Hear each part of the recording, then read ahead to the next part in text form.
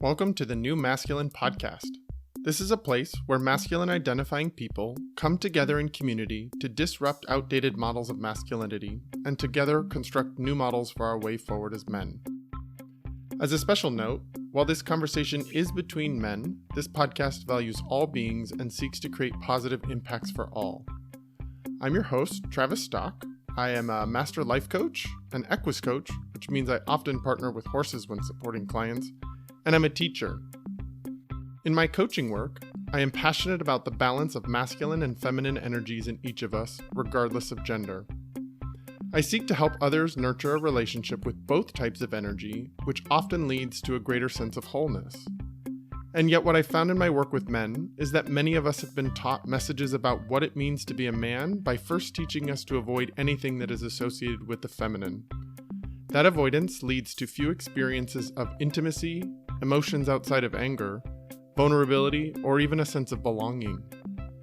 Striving to comply with these models of masculinity has many of us feeling isolated, ashamed, unworthy, afraid, angry, and depressed. That's why I started this podcast, to bring men together who are ready for something new, something more whole.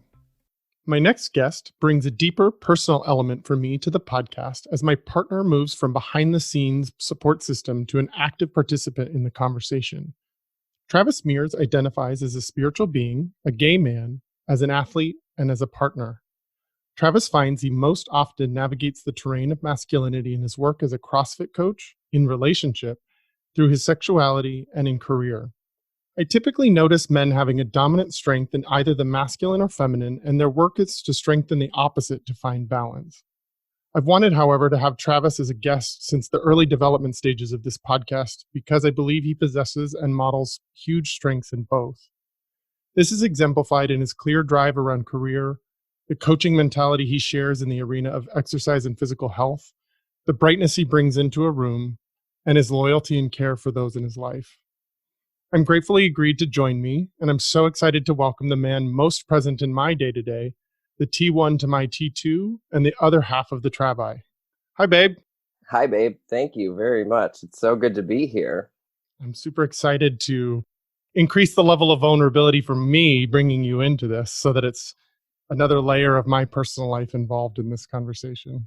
Well, and I think you know that my vulnerability is sort of on stage with this as well, because I know how important this conversation is to you. And so I'm super excited that I can add value for you. And as you might have well heard to all the listeners, yes, we are both named Travis. That is part of our shtick. We prefer the Travi to the Travises. Often he is T1 and I'm T2, but sometimes it flips depending on who knows us. It's part of our thing that we navigate as a couple all the time. And I would say probably one of my favorite things that we have to navigate as a couple. Yeah, I used to think it was kind of weird, and now it's just so normal that it's kind of fun. It's part of our shtick. Mm-hmm. There's nothing like seeing the face of someone meeting us for the first time and realizing we both have the exact same name. And then you just see all of the questions that they have in their mind just go across their face all at one time. Yeah, and then there's those people that choose to ask them and those people that lock up inside their mind and don't ask, but you can tell they have a ton of questions. So, Trav, is there anything that you believe the listeners should know more about you outside of the introduction I did for you that might help them understand you before we get into the conversation? Yeah, I think a couple of the big pieces for me and sort of my experience sort of coming to this point in life is I think it's helpful to know that I grew up in Vermont, a very hyper progressive state, but also a very small state. I grew up in a town of about 15,000 people. And, throughout my life, I grew up with very, I would say, small town views present at the forefront of my own experience going through high school and then ultimately staying in Vermont for college. And, for me, my own growth and development around this conversation, around conversations around inclusion, around diversity, around what it means to be a gay man in today's society really didn't happen until later in life. And so I think it's important to know that I wasn't born with this mentality. I wasn't born with the thoughts and the values that I hold right now. It was more for me about a process of discernment that I had to go through over years and years and years, experiencing different things throughout life that really brought me to this point. Yeah, I love that you bring that up because I think that's the journey for so many of us is like where we're at now is not where we were in the past, and it's an evolution for all of us. And something of an important value for me around this conversation is to not expect perfection of each of us. Like right now you have to know everything about this and you have to do it perfectly and you can't screw it up, because I think there's so many conversations out there right now around you screw up once and you are canceled and you're done. And as a recovering perfectionist myself, I don't need that kind of perfection in my life. It's too hard to sort of strive for that and never attain it. So thank you for bringing that up, the piece of evolvement that you've been through. Yeah, absolutely. And I appreciate your piece around perfection as well. I think that's often the trap that we set for ourselves and that other people set for us as we have these conversations, and that there is no such thing as perfection when it comes to this space. And so I'm really glad we're able to really set that expectation and let folks know that, you know, even you and I make mistakes and have places to grow and learn individually together and in community. And so, as we go through this process, it's something that I have to hold myself to all the time, because similarly to you, I also am a recovering perfectionist, and it's hard in the world that we're in now to not hold that value of really being perfect, but to really be vulnerable and willing to make a mistake every now and again, because honestly, that's really where the true learning comes in. Yeah. So let's dive a little deeper into your actual personal journey through this evolvement. I'd love to hear what stories come to mind when you think about your childhood and what you learned from the men around you, from your life experiences that taught you what being masculine is or what it is to be a man. Mhm. Yeah, as I was thinking about this and in preparation for our conversation today, there was one thing that's really stuck out in my mind as really the primary story of how I defined masculinity growing up and how I was really socialized to the concept and the conversation. Was It was really around the activity of hunting. I grew up in a family where hunting white-tailed deer in the mountains of Vermont was a standard practice throughout the year, and was something that my family to this day holds very near and dear. It's something that I still have conversations with my dad about. And as I think about growing up, it it really shaped how I was socialized to the world of being a man, and gave me my first words and language around what it meant to be a man. I would watch my dad pack and get ready for hunting trips and cleaning his gun and laying out his camouflage clothing and getting ready to go into the mountains and stay at deer camp for weekends with his friends and his fellow hunters, where they sat and were in community and then went out into the forest, hunted animals, killed animals, came home with the big kill, took pictures, glorified that. And that was really the model that I had around what it meant to be a man. It was more about going out, being a successful hunter, and coming home. And I put it in simple terms in that way, but it's really the story that raised me into my own identity of what a man is, way back when. And so that was really the foundation for where I started to build my own language around what being a man actually meant.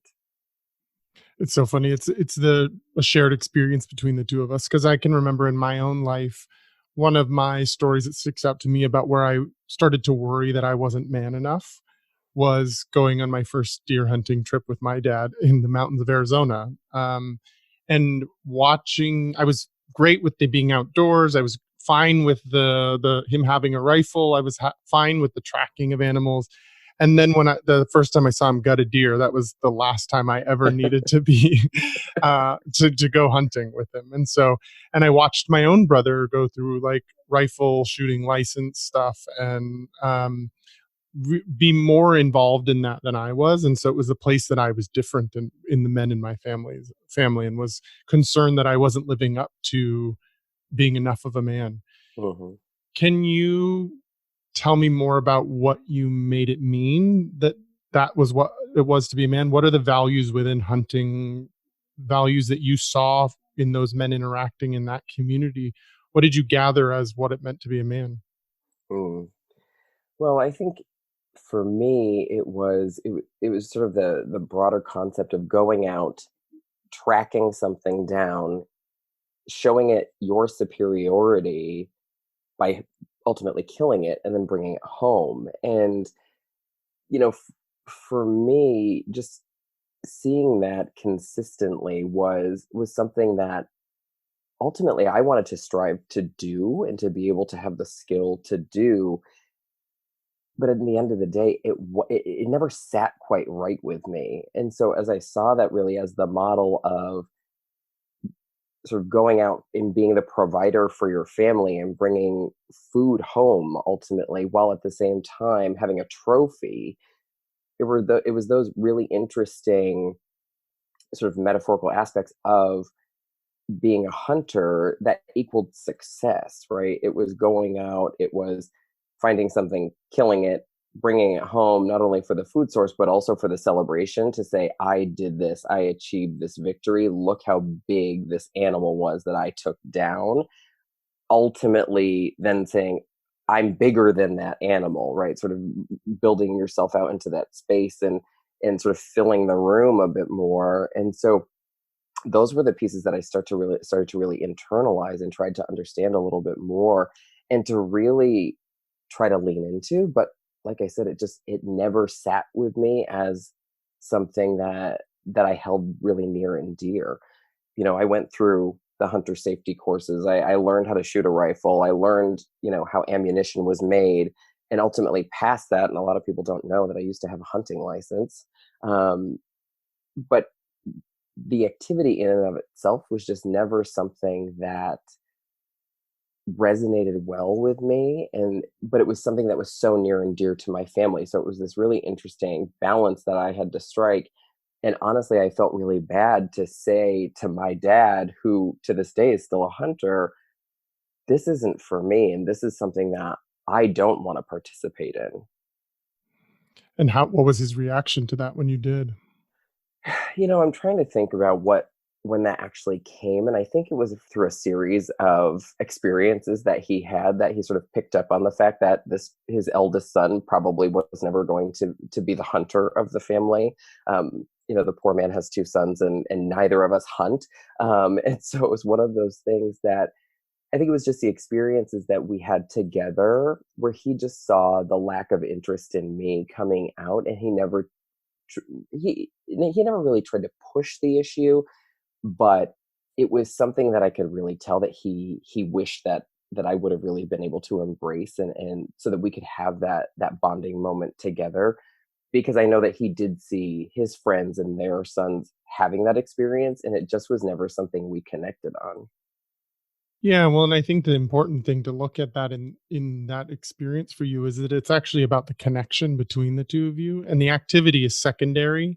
It is his interest level, and it's what he's most comfortable doing, but the disappointment or the sadness is really mostly about that's not a place you two can connect. And so, oh no, how do we connect?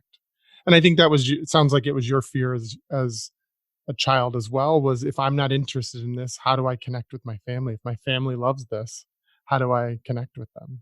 Yeah, absolutely. And, being the third eldest grandchild on my dad's side of the family, and then the one of the eldest grandchildren on my mom's side of the family, there was almost this expectation that that would be an aspect of my experience and aspect of my life. And then it wasn't. And so for me, it was almost like I was searching throughout my entire childhood for that connection to understand, well, what place do I play in this family now if I don't participate in this activity?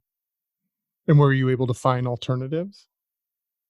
Yeah, I mean, I grew up in a home where both of my parents worked a lot of the time, and my mom was a housekeeper for 20 years plus, and now works in an elementary school as a paraeducator, and my dad delivers heating oil to people's homes, and in the state of Vermont, that keeps somebody pretty busy throughout the entire year. And so I, grew up as a latchkey kid and was home, before my parents. And so the value that I added to the family and that was really resonant was I helped take care of the home and sort of leaned into more of what I would assume I would say now we call the more feminized role inside the house was cooking and cleaning and preparing the home so that when my family came home, dinner was ready, the house was cleaned, laundry was folded, so that we could then spend time together and have that connection. And so that was really prevalent for me throughout my entire elementary school experience through high school. And that was a source of almost joy for me because now that I'm thinking about it, it really did bring a different and new level of connection for me and my family. And more specifically, my mom and I got a lot closer, I think, because of that. Yeah, I mean, I think that that's an interesting thing that many of us as gay boys probably as gay boys probably do is to fear that we don't connect with our fathers in the way that they want us to or in manly ways, and many of us overcompensate or lean into the feminine aspects of things because we know we can get care and love from our mothers or the feminine side of things. Mhm. Yeah, absolutely. And I remember just going with my mom when she would go and clean houses. I would go and help her, and we spent a lot of time together when I was a kid. And that was, a lot of my childhood was surrounded by that and supporting her through that. And, my dad worked long hours throughout the day. So the time that we had together was minimal during the weekdays and some on the weekends. And so, growing up, it was just easier just due to proximity and amount of time spent together to get closer to my mom in that way. As you were going through that process of recognizing places that you didn't have interest in connecting in certain ways and then finding new ways to connect within your family, what models or images of masculinity specifically didn't resonate with you? What were you trying to sort of lean away from, and what were you leaning toward? I consistently leaned away from what I would say, quote unquote, the traditional masculine activities. I played sports in elementary school and junior high, but it never was something that I really enjoyed doing in that moment.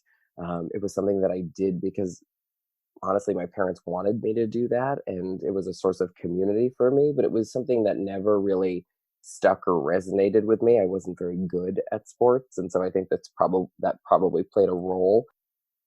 The other things that I can think about is as I was growing up, the person with the loudest voice in the room tried to always be the one that was right, and that was just an element of how my family operated. I think it was one of those things where we would have conversations, and if there was disagreement or folks had questions or there was challenge in some way, it was, well, I'll just talk louder and above you, and then my point will be heard, and that will be the right point, and we'll end the conversation there. And so as I think about it, that there tended to be a lot of those conversations at a higher volume, um, because people were trying to make a point, and that just I think for me, I had to lean into that to participate and to feel heard in those scenarios. And now, as I'm reflecting on it, that was something that I could never really grab a hold of because it was always this competition or what it felt like to have competition with your family, but it wasn't that intentionally. It was more of people wanting their voices to be heard. Well, it's interesting how that relates to what you were sharing earlier around what didn't resonate with you about hunting. And it was mostly about the aspect of superiority and the trophy of coming, like, I'm asserting my dominance over you through killing you and putting you as a trophy on my wall in hunting situation. But it's interesting to me that even in your family dynamic, one of the things you navigated was that sort of competition for whose voice was heard all the time, and that you had to adopt it in some cases, but then it really wasn't a place of resonance for you? Right, right. And it's interesting as I think about it now how that was really deeply held for me, not only in childhood, but as I grew up and as I started to take on jobs and started to go to college. And, I think about my experience, going through college and getting a degree and then going to graduate school and starting to work more full time and supervising staff. And that was the model that I had used to supervise my teams. It was my voice is going to be the loudest, therefore you have to listen to me.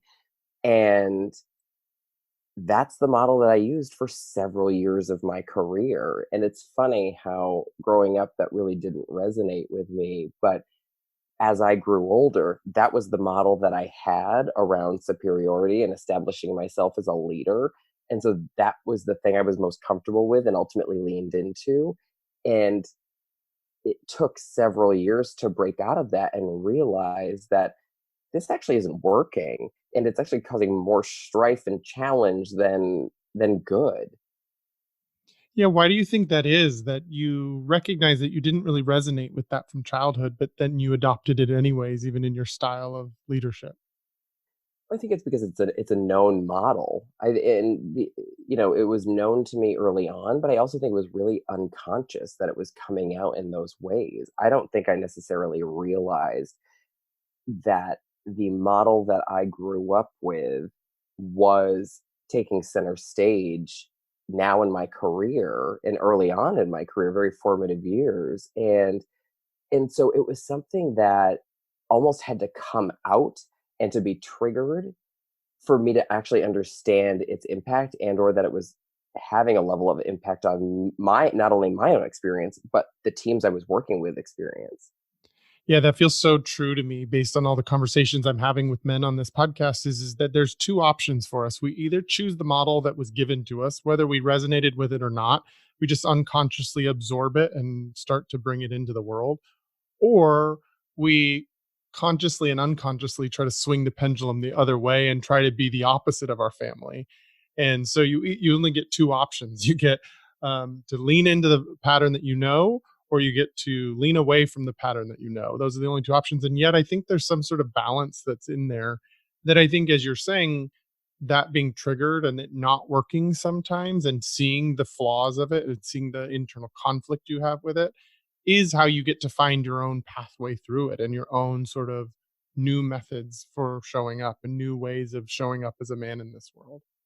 Absolutely. I think you also well, for me it was being able to see other ways of doing things and other ways of managing people and supervising teams or adding value to a team that I had to experience first and foremost to almost help break the shell of what I had been encased in for so many years.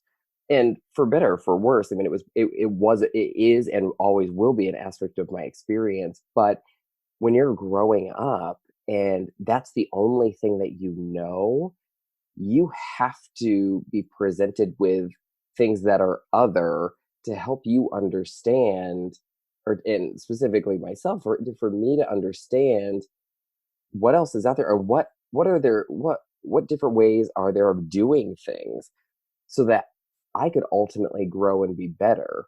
And I had two choices in that in the matter. It was either try something new because clearly what I was doing was not working, or stay in this sort of same rut I had been in and the same lesson and feel really challenged by my own behavior.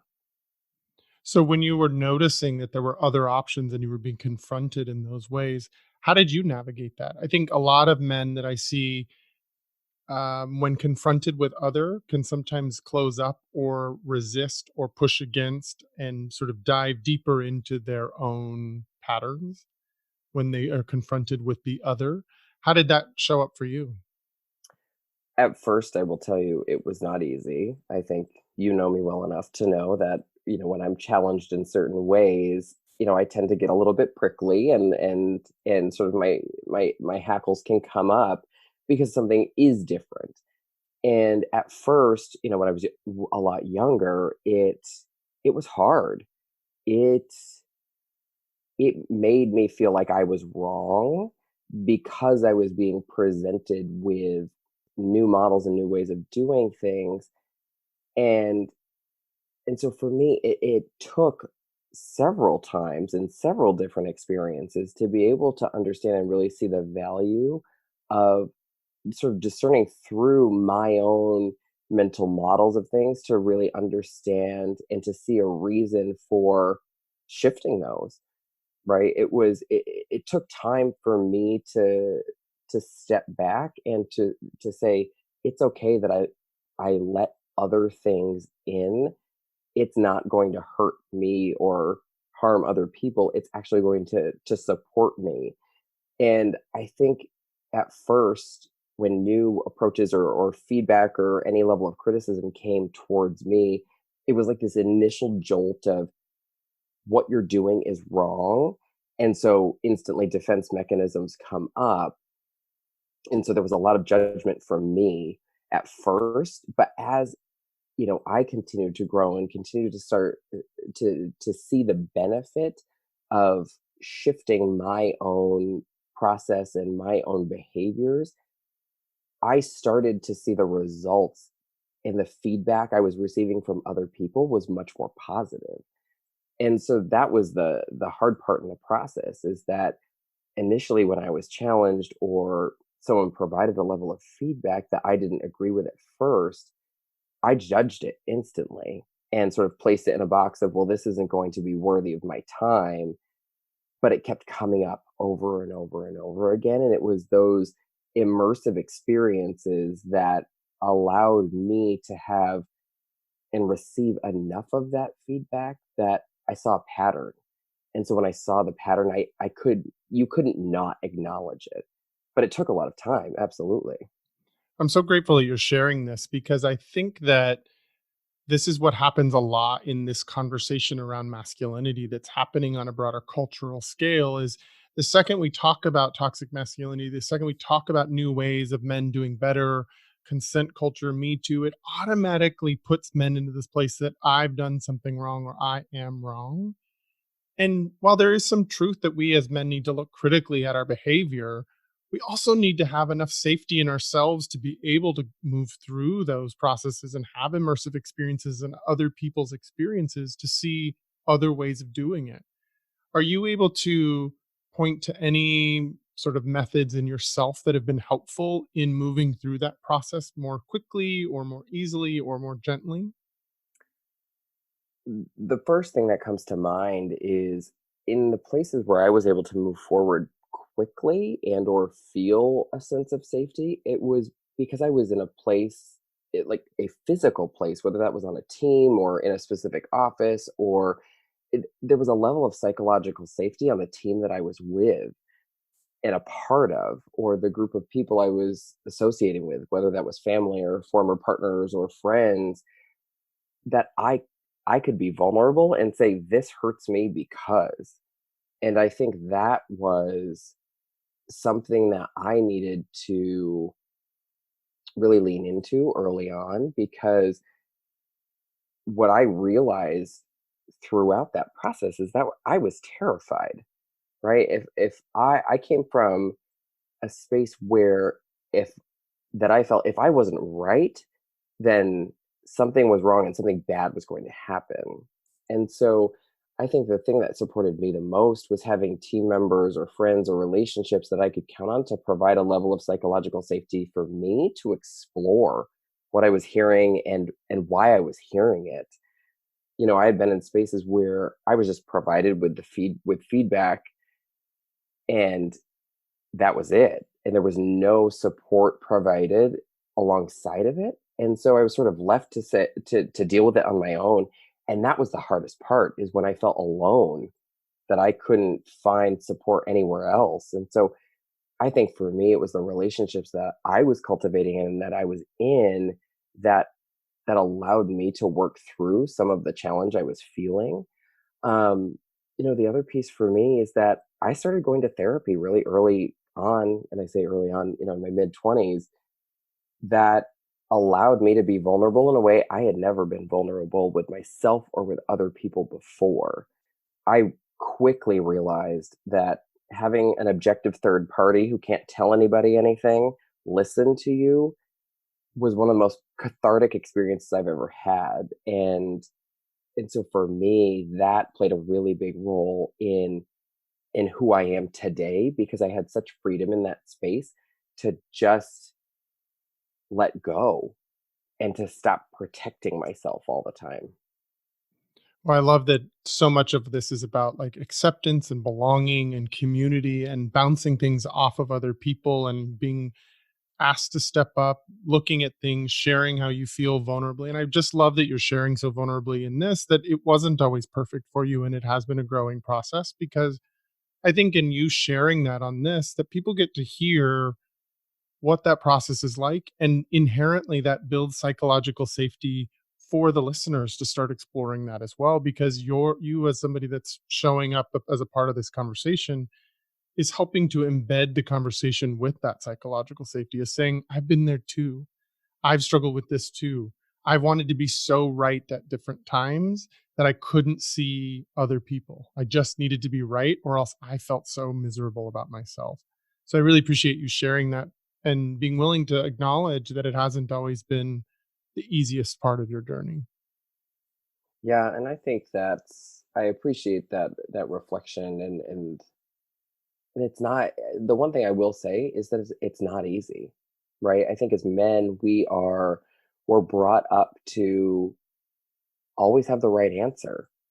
And when you have permission to say, I don't know, and I don't know what to do, and you're willing to just sit with that and then take a step further and ask for help, that's that's what I want people to know is so important, is that if you can do those two things, the door opens. And there's so much opportunity in that once you get past the fear of not always having the right answer. I love this common theme that keeps coming up in all my conversations, which is be willing to be wrong, not know, that kind of thing, but then take it another step further and ask for help. I don't know that we can do this as isolated beings. I don't know that we can do this just in our minds, work through these patterns. You have to bump up against people. You have to have things triggered. You have to ask for help. You have to have somebody call you on something. You have to receive support and showing you other ways. And so, thank you for just totally admitting, like, I'm a man that's been to therapy. And honestly, we joke in our relationship that that's really the only reason our relationship works, is because we're both boys that have done enough self-help and therapy to actually like do the inner work that allows us to show up with each other, because we're both boys slash men that have grown up in a culture that didn't really teach us how to do this masculine thing in a positive way. And in many ways, we have our own wounds as two gay men, that where we felt like we failed from the moment we came into this world. The second we recognized our difference, we started believing that we weren't man enough. Absolutely. I think when you're growing up and, as a gay man, as a child, you always have this inherent feeling that you're different in some way, and therefore that difference makes you wrong. And you carry that with you for so long. And when something is just held inside, it's one of those things where if you don't acknowledge that, it will metastasize. And that is something that's, I think, scared me growing up, is that if I don't acknowledge the difference that's in me, something's going to happen and it's not going to be positive. How did that show up in your life? Being a gay boy, noticing you were different, noticing you didn't want to connect in the same ways that your father did. What was that like for you? I think it was challenging because it was like I had one foot in two different worlds and was trying to straddle the two. And if you were to ask me, when did you know you were gay? I can't pinpoint an age. I know that for some folks in their experience, they have a very clear understanding of when that was for them. I couldn't name a specific age for me. I think, as I grew up, I just started to notice myself gravitating towards things that other boys didn't necessarily do. I played with Barbies. A cousin of mine who I grew up with, she had Barbies all the time, and that was one of my favorite things to do growing up. Um, and a lot other boys didn't do that. Um, I you did know, it as a little boy well, too. well, In hiding, I did it for sure, right. but I didn't do it. I didn't do it in the letting all the other boys see me do it. Right, absolutely. Well, of course, it was under the cover of darkness when I was playing with the Barbies, but it was one of those things where, I could feel like this is something that I resonated with and that I enjoyed. Playing sports wasn't really my thing. I did it. Not sure why. I think it was probably because I think my family wanted me to, and so I had other family members and cousins who played sports, so that was a thing that you just did, and so I just did that. But when I was a kid, I really leaned in and got really excited about cooking and cooked all the time for my family. To this day, Food Network is the number one TV station that I watched all the time, just because it was such a big part of my childhood, and I think in a lot of ways that's where I channeled a lot of my creativity, and sort of that was an outlet for me, was being in the kitchen, being experimenting with different things, and then also feeding people and just seeing the light get bright in their eye, and be really excited and just celebrate the success I had in that, and praise me for doing something that was just somewhat out of the ordinary for a little boy. Yeah, and I know enough about you, obviously, that I also know that while it was a source of creativity for you and a source of light for you to lean into cooking into food, seems to me there was also some shadow elements to that as well. Would you be willing to share some of that? Yeah, I think um you know, f- food did play a large part of my childhood, and and probably has been some of the most formative experiences of my life. I grew up and, yeah, played sports and it was somewhat active, um, but was always a heavier kid and always struggled with my weight. And do I know the cause of all of that? I could probably venture a guess of two or three things that caused me to really lean into food as the source of comfort for me. Maybe, being gay and not acknowledging it was one of the reasons that I really did use food as a source of comfort. Um, but as I grew up, it continued to be a problem for many, many years. And, I was a late bloomer as a child in every sense of the word. Um, you know, I don't think I got armpit hair till I was like 20 years old, and was probably 5'5" for a really long time. And, I maxed out at 250 pounds, being 5 foot 5 inches tall.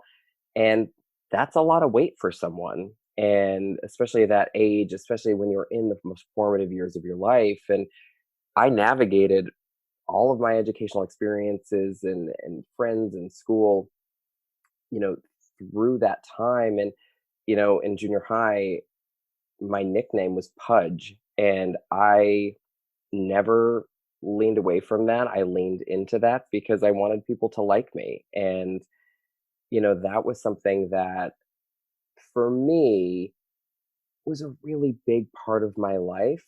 And now I look at myself and look back at that, and I'm very thankful for that experience. But when you're 250 pounds, 5'5", and you have to have hip surgery when you're in 10th grade because your frame can't hold the weight on your body, that does something to someone. And so for me, navigating life with those experiences, while at the same time trying to define myself as a boy and as a man, that was a lot of pressure, and, no pun intended, but a lot of weight on my shoulders to manage as I grew up. And I think it was really hard for my family to understand that. And if you ask them today, I don't know if they would say, if they really knew how much that impacted me, because I didn't really start understanding the importance of physical health until I was a junior in college. And that's when I came out when I was 20 years old. And also at the same time, probably no coincidence, lost 70 pounds very fast.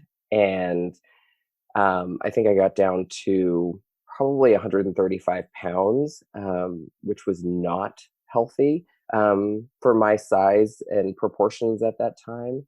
But it was really the sort of the moment and the year that a door opened up in my life where I was able to say, "Oh, this is who you are.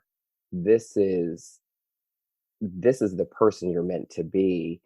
And was really able to address a lot of the other things that was going on for me. Specifically, the most, visible was the additional weight that I had. And so that was really a big time for me to start to understand my the own challenges with my physical body. And I think that ultimately then led me to start to develop a much more healthy relationship with my emotional body.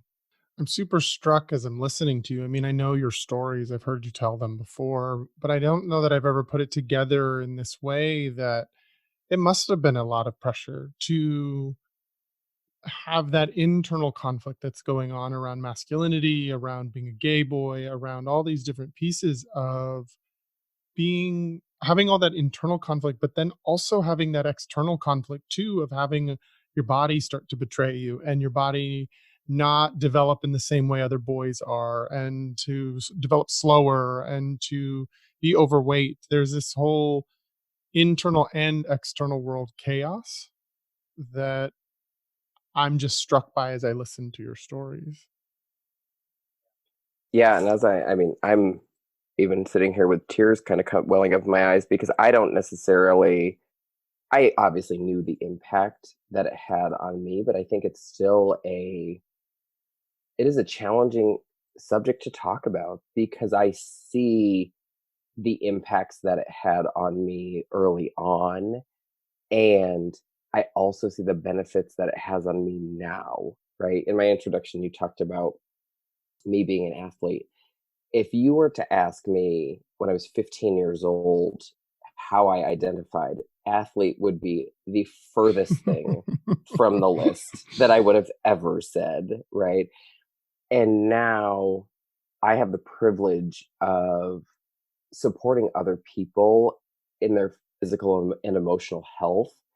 And at the same time, I get to know and learn about myself more as an athlete and what that and to really define that really what that means for me. And at 35, that's really invigorating and really exciting to know that I have embraced something and have overcome a challenge that I don't know if I ever really thought that I was ever going to overcome it. And so, you know, it is one of the things that was the most challenging for me growing up because of the external pressures and name calling and being picked on and being made fun of. But now it's such a source of pride for me to be able to show up and to walk into my gym and to know that I can push my body in a way that I've never been able to. And I also get to help other people learn how they can push their bodies in ways they've never knew they could before. I think that's what I was trying to sort of say in my intro about you of how balanced you are and your strengths about the masculine and feminine. Like the fact that you for yourself and for others help yourself and others achieve goals. That's very masculine oriented. Set a goal, achieve it, push yourself. But then you have this whole developmental and helpful side of things. It's very much more on the feminine side that it is a balance that I think you bring, that I watch you bring to your life, in your career, in your work as a CrossFit coach, in your relationships. It's the thing that I feel most privileged to witness, to receive in our relationship is that you do bring such power in both spots, not just leaning one or the other. Can you tell me a little bit more about how you've brought those two strengths into symbiosis with each other and the ability to work together instead of having them be in conflict? Yeah, so if I think about your question, there's no exact formula that I could give to you to say, this is what I track to every day. But if I think about my experience in graduate school and as a lifelong educator, there's a theory in when you're talking about student development theory um, that focuses on the concepts of challenge and support. And I sort of like to think about in two ways, right? If you think about a seesaw and challenge is on one side, support is on the other, if somebody feels too much challenge in their life, they're going to be imbalanced. They're going to be afraid to move forward. They're going to be afraid to step out of their comfort zone for any reason, right? They're going to hunker down. They're going to hold on to what they know because it's safe for dear life, and they're not going to move. On the opposite end of the spectrum, if there's too much support, people don't really have a reason to move into any sense of challenge because they've got all the support they need. It's like sitting in the lazy boy of life, and with your feet kicked up, you got your back rested, you got your head on a pillow, you're good to go. Why would you ever want to get out of that spot?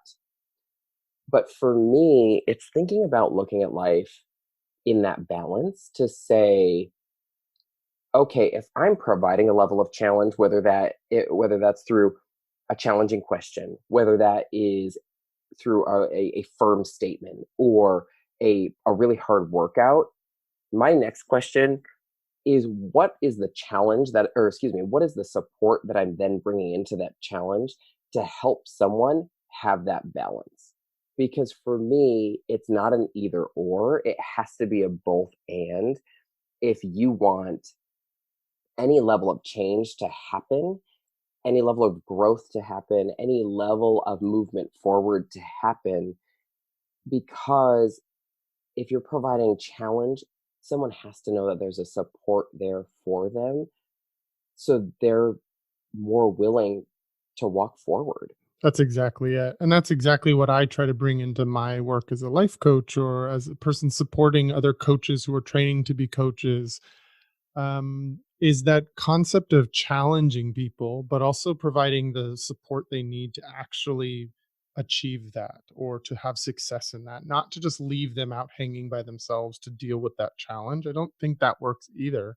So I always bring a level of masculine energy that challenges people, that pushes them ahead, that asks them to look at things in different ways. But I always create that softer feminine landing space in the container for them to be able to work through it, to be challenged by it, by feel the discomfort, to move through the tension and create transformation in that process with them. Yeah, absolutely. And that's the piece for me is I've never, well, I should rephrase that. I used to think in absolutes, and that was clearly not ever going to work. And as I think about it now, if we're not bringing a level of support with the challenge that we are offering as people, we're not doing our part to be better, right? If we're coming in to a group of people and lobbing something in the middle of a conversation, but just walking away and saying, "Here you go, you deal with it," that to me is just it's not the right formula for us to move forward together as community. Can you think of any examples from your either your coaching work or your work life in general that sort of exemplify this concept that we're talking about? Ways that you've actually done that for someone where you provided the challenge and also the support to move through it? Oh, that's a great question. As I think about my experience as a CrossFit coach, I think CrossFit's one of those things where people will look in the windows of your gym and see you throwing really heavy weight over your head and instantly run away from it. And so as I look at the community that I'm a part of, and every time there is a new person that comes into this gym, right, whether they have athletic experience or not, they're walking into a brand new space where that's challenge enough for them. And now I have the opportunity to provide the support. And so, whether that support is me introducing myself and helping them feel part of the community, whether that support is me making them laugh throughout a workout, whether that support is me doing the workout next to them so that they can see that they have a partner through this process, I'm going to do that because that's my job in my role as a coach, but also as somebody who has a personal story around fitness and can intimately tell you the terrifying thoughts and feelings that come up for somebody when they're experiencing fitness for the first time in their lives. I'm going to provide that support no matter what that is for that person. If I think about it in work, in a work setting, I think for me, it's very much a case by case basis. And, I work in sales and account management. And, I have the privilege of working with very progressive businesses to help them bring their employees to greater levels of fulfillment at work. And not all organizations really have that focus, right? A lot of times business is there to, create a widget and sell as many widgets as possible to make the most amount of money. And I work in an organization where we're supporting people and businesses and employees with helping them understand what ultimately drives them to feel a sense of purpose. And then how do you activate that within your role? And so for me, I have to provide that balance in the relationships that I build with the partners that we work with, so that they can see the importance of the work that we're doing and sort of the need for that. And I would say that's really where the challenge that I provide, right? And that's through the questions that I'm asking. It's not me dictating to them or telling them. It's more about a level of discernment that we're going through together, where I'm just asking them really powerful questions to help them understand how their employees may be feeling, or to help them understand the value that could come from us partnering together.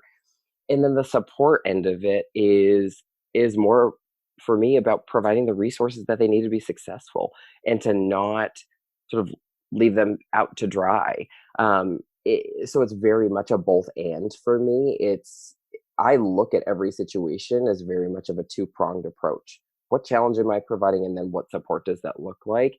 Or what support is there for them to really lean on? And so I think for me, it's always making sure that that is there, either present in the moment, or it's always present in that relationship and whatever that relationship looks like.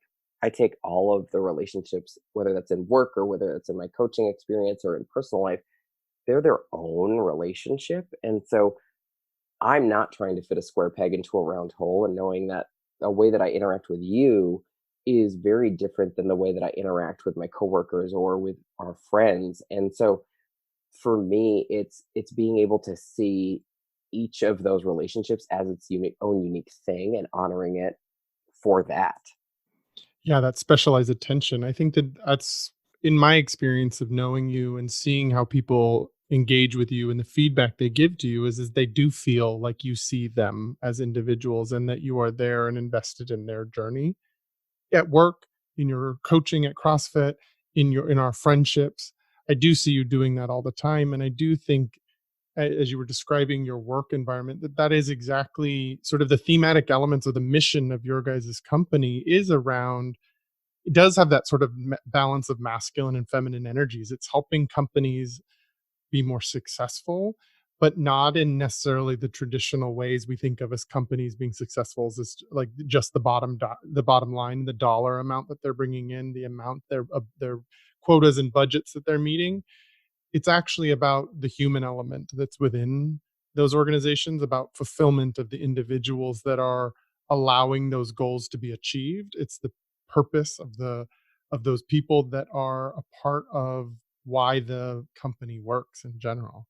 And I love that you're not focused necessarily on traditional models of success in a capitalist mindset, but you're actually more tailoring your work and your what you guys are doing to the people, the community, the culture. Yeah, and I think the other piece to that is it's focusing on connection and bringing people together who may have not ever had a conversation. And I think that's a big piece of it as well, is that, you know, we intentionally surround ourselves with people who are like us, right? It's part of our physiology that we as people do that. And something that I value so much about the organization I work for is that that's what we're trying to break, is that we're trying to establish a connection between colleagues that will help breed more positive relationships. We know through research that one of the most important factors in a person's ability to feel fulfilled is that they have meaningful relationships.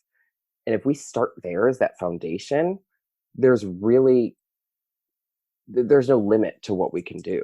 I so agree that connection is the thing. It's all about connection. And connection doesn't always feel good or easy, but connection is the important thing.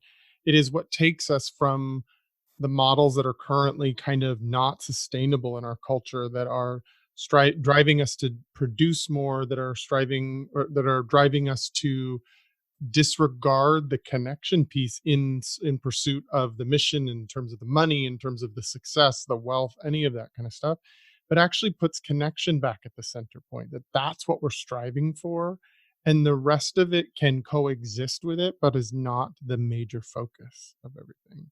Yeah, and I think it's important to talk about the real definition of connection, right? We live currently in a society that, you know, our days are guided by the click of a like button. And so a connection is not just, oh, you're my friend on insert social media name here. You know, Brene Brown does an awesome job of defining connection as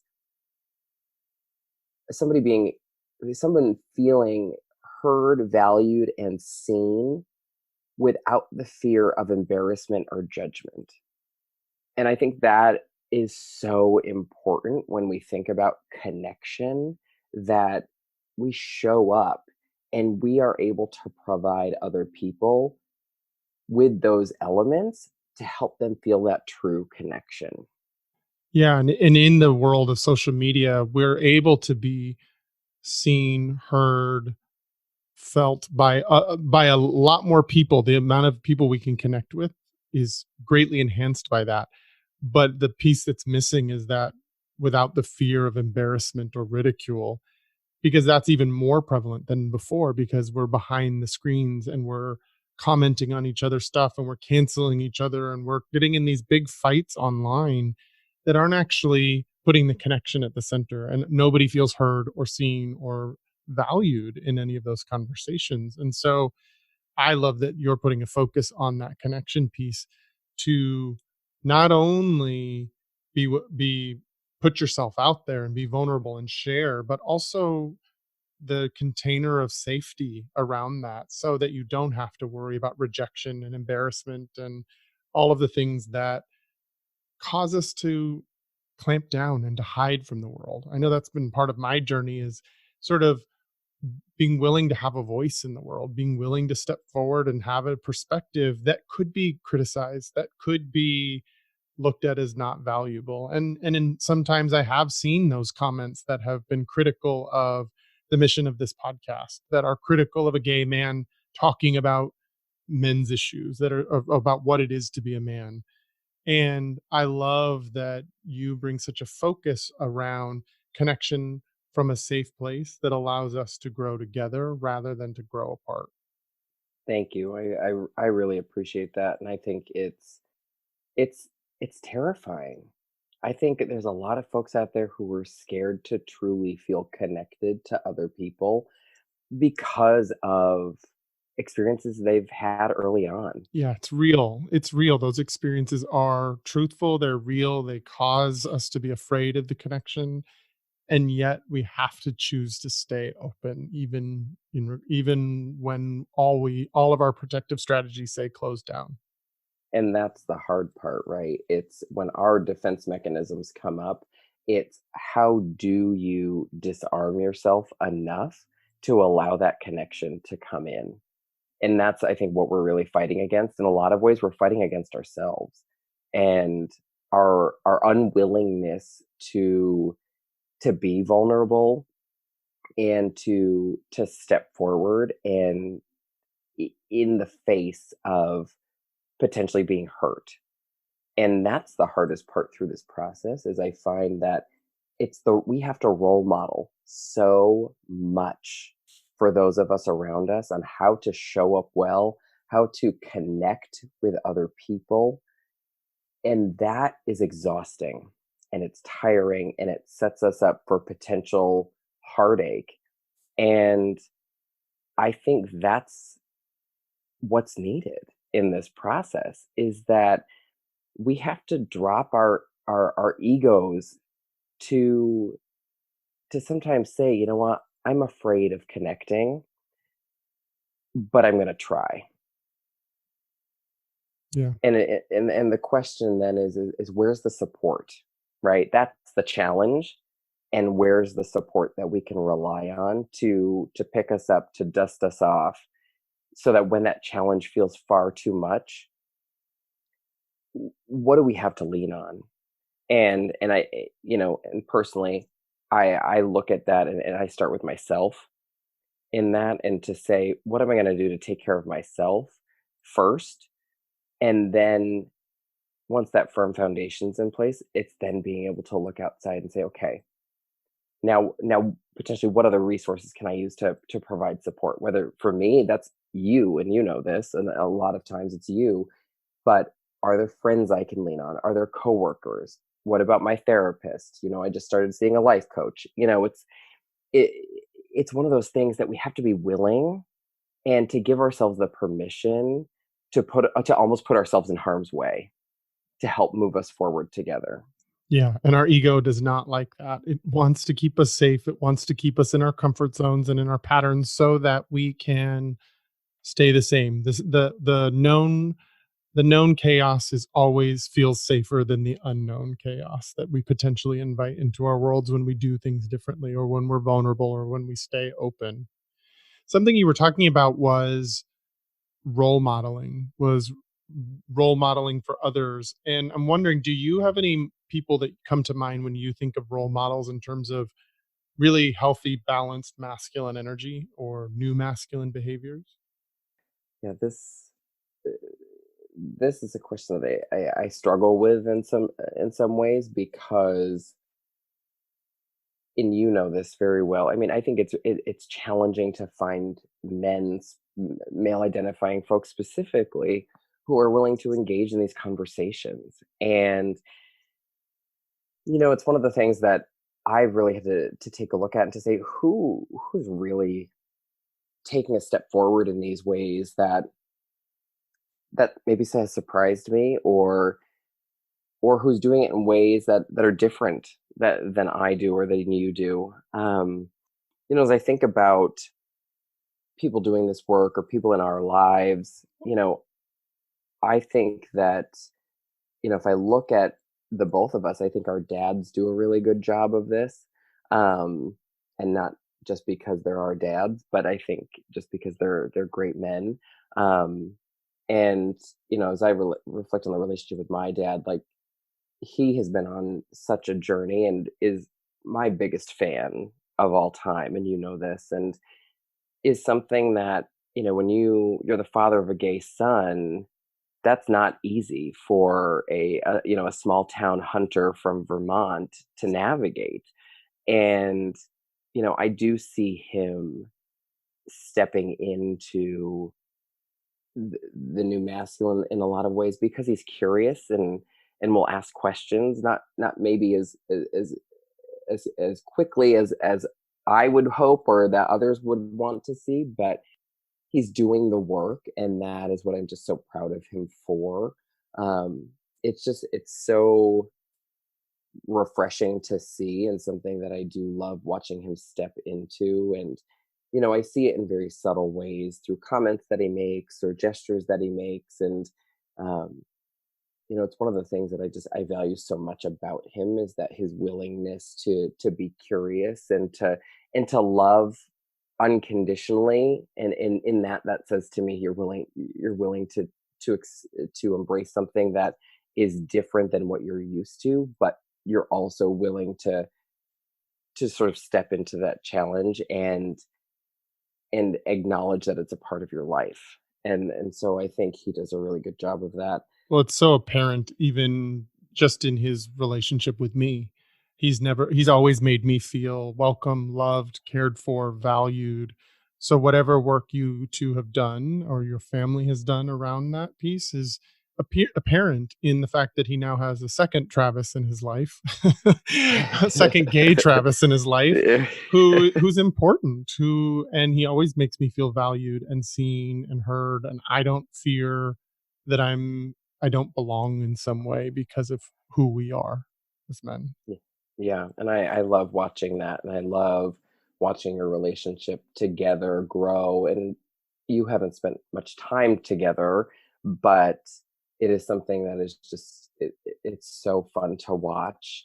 And as we're talking about this, I think, not just to say my family's amazing, because they are, but I think a lot of times my brother, who is 7 years younger than I am, he's somebody that I just look at and say, how are you only 28 years old? He is just somebody that I think role models so well a sense of confidence and curiosity and a willingness to learn, that I think is such an amazing role model for other people. And I just see that in him, and I just feel that in him, and I watch him grow up, and have watched him grow up into such a person that I really value, and somebody that I look up to in a lot of ways. Our lives were very different growing up, and to see who he has become is so awesome. I love that you have two close people in your life that represent that for you and that inspire you and that continue role modeling some of this stuff for you, because I think it is hard on our own to keep stepping forward, to keep being vulnerable, to keep being open, to keep on the journey of self discovery and understanding our impact on each other and our ways of evolving and growing as human beings. But I love that you have two people that you can quickly name that are doing that work, that you can see them in their place, in their way, in their timing doing that. And I think I would encourage all of the listeners to really start to look around you and find who are the men that are inspiring to you, who are the men that are very much themselves, that have success in many or few different avenues of their life. It doesn't need to be just financial, but that have families and that care and that have children and that are being good people in the world. And also look for the men who you look around and go, oh, I feel safe with that man.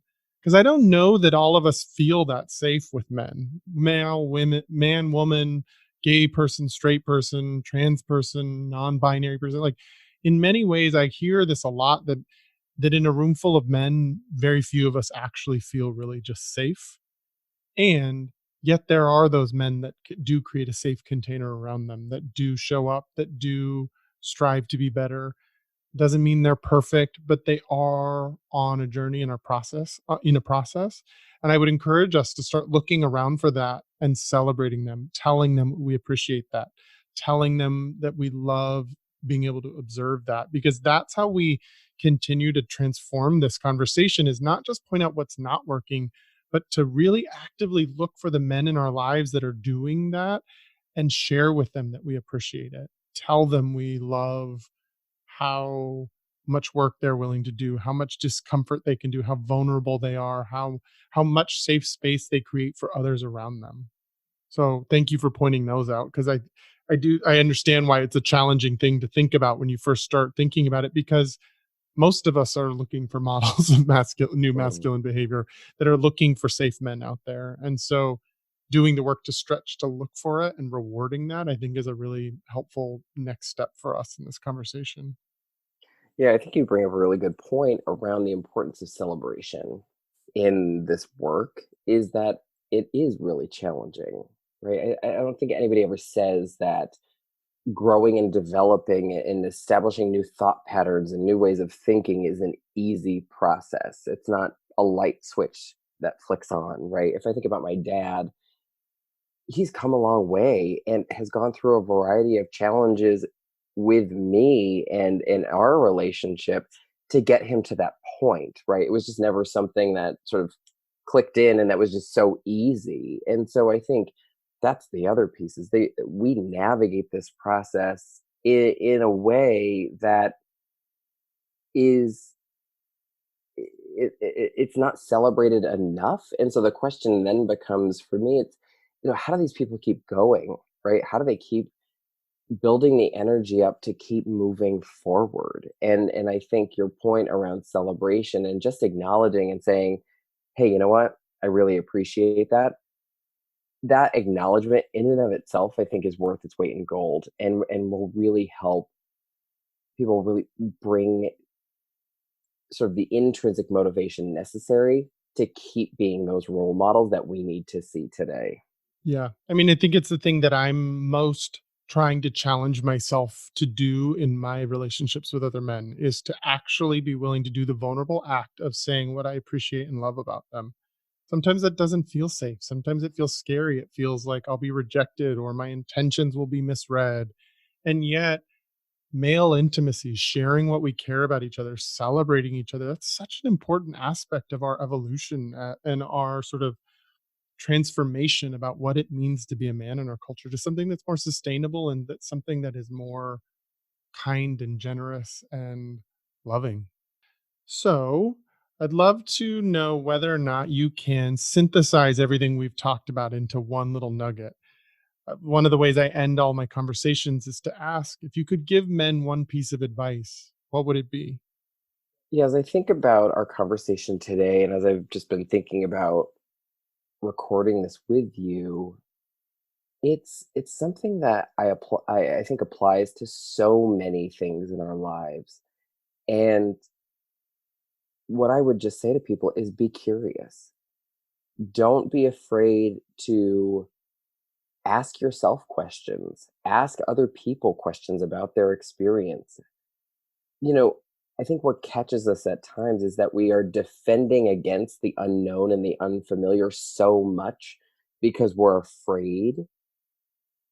And if we sort of flip that on its head and just start to ask questions when we don't understand something versus make an instant judgment and write something off, that curiosity is going to allow us to continue our own discernment process, to help us start to re-clarify and further clarify our own values and thoughts we have around certain things, versus just taking something for face value.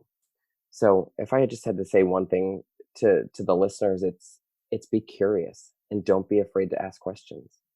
Yeah, I really love that word "re-clarify" that you brought up. Re-clarify your approach to life, re-clarify your outlook on things, re-clarify your relationship to other men, re-clarify your relationship to anybody else.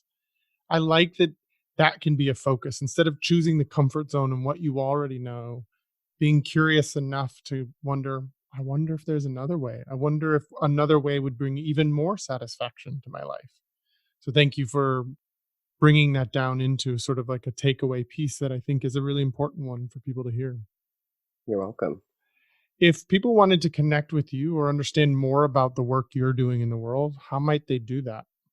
Sure. So you can find me 5 to 6 days a week at Emerald City CrossFit, emeraldcitycrossfit.com. I coach about 6 hours a week. So if you're interested in coming to experience a class with me, please feel free to drop by, let us know. It's in Seattle, Washington, by the way.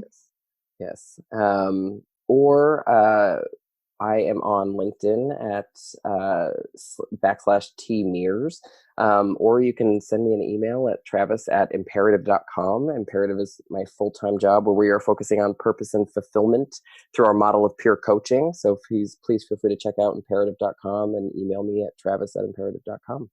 Yeah, I love that we can sort of bolster that up, because I think you guys are doing on a sort of a more macro scale within organizations the work that we're talking about here on this podcast, which is to balance the masculine and feminine energies within each of us. But you guys are doing that in organizations. You're bringing in the support, you're bringing in the connection, but you're also helping companies achieve their sort of goals and what they're setting out to do in the world. So I love that we can bring that up into the focus of this conversation.